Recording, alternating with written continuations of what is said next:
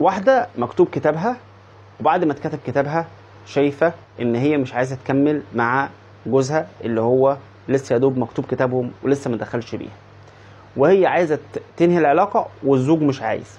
طيب احنا دلوقتي قدام اشكاليه، اللي هي عايزين ننهي العلاقه الزوجيه بدون اي مشاكل. خلينا متفقين ان لو الزوج في الحاله دي رمى يمين الطلاق على زوجته فهتستحق نصف ما فرضوا لها، ده وفقا للقرآن. يعني هتاخد نص كل حاجة مكتوبة لها، كل حاجة هتاخد نصها، مهر، مؤخر، قايمة، أي حاجة هتاخد نصها. تمام؟ دي رقم واحد.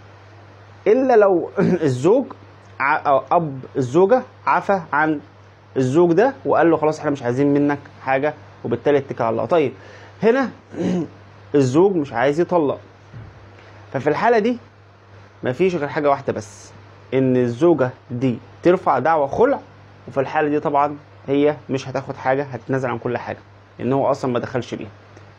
فولو لايك واستنى.